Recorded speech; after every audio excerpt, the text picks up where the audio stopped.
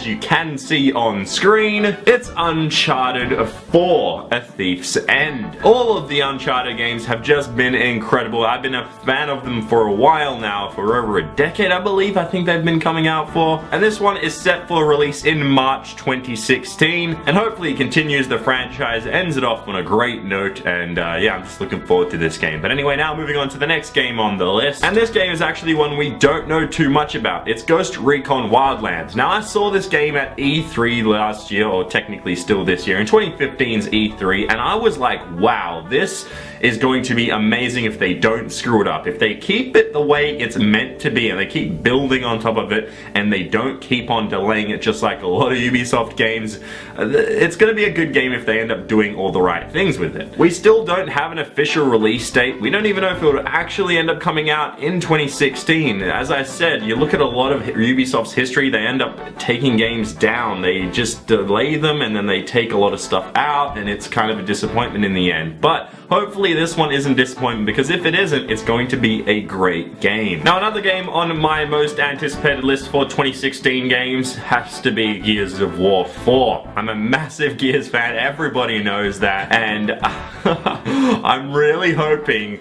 that they don't screw this game up. That's like a lot of these games, because a lot of these games look like they're going to be epic blockbusters, and then they end up being letdowns. There's a lot of them this year, last year. They keep doing this with big franchises, but I'm a die-hard Gears fan, so I'm really hoping that they do the best they can with the series, with the new characters and everything. It's going to be amazing. But another game that is going to hopefully be amazing, it's another game on our list of most anticipated games for 2016. It's Scalebound, which is actually an Xbox exclusive, just like Gears of War 4. Scalebound has had a few trailers and a little bit of gameplay here. We don't know too much about it, but what we do know is that it's developed by the same guys who made Star Fox Zero and The Wonderful 101. I'm really excited to see what they do with this game. It has a lot of potential. It's something brand new, something different. Hopefully it gives us hours and hours of enjoyment and just epic gameplay. We will see a bunch more of it in 2016. From what I've read, it still doesn't actually have a release date. It doesn't even have a Q release, so we don't know if it's in Q1, Q2, Q3, or Q4. We just don't know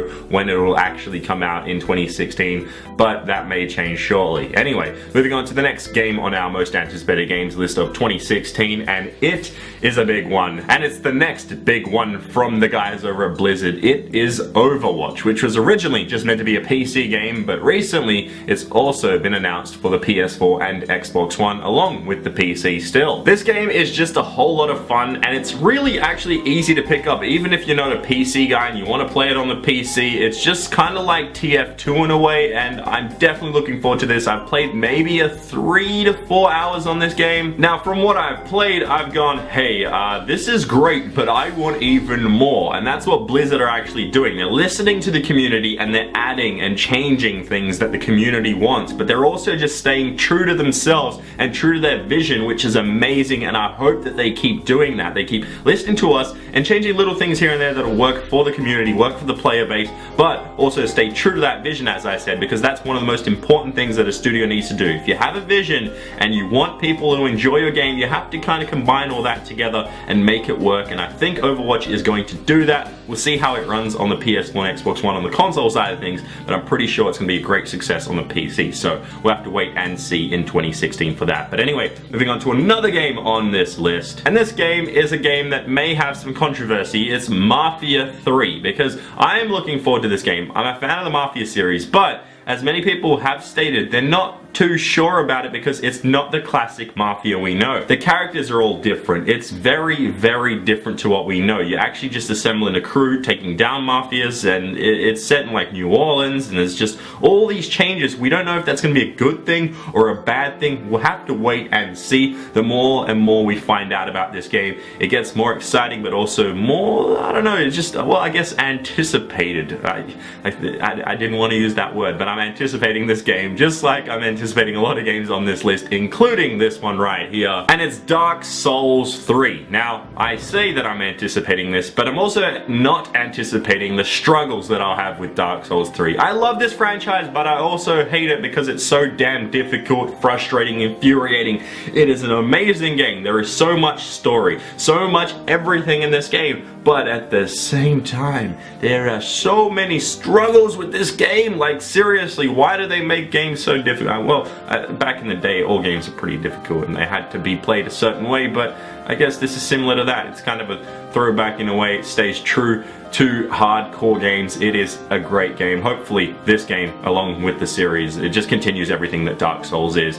Yeah, it's going to be a great game, hopefully. But anyway, now to another game on this list, and the game is known as Quantum Break. Well, the thing with Quantum Break is we've heard about it for a couple of years now. I'm pretty sure since the Xbox One launch they've been kind of hyping this game up, but it keeps getting sort of delayed, or I guess they just haven't really given it an actual release date, and they just keep saying, hey, this game's coming, it's going to be the next big thing, and it kind of just stays in the background of the Xbox exclusive list. Now, the reason I'm really excited for it, but at the same time I'm sort of like, hey, maybe I shouldn't get excited for it, is because, well, it's been hyped up for so long that it could turn out to be a massive fail, but at the same time there is so much work going into this game. Hopefully it ends up actually paying off and becomes a great game, and maybe, just maybe, it creates a franchise of its own. We're not sure. I think we're talking a little too early for it, but Quantum Break, hopefully an amazing game, hopefully brings us something completely new to gaming.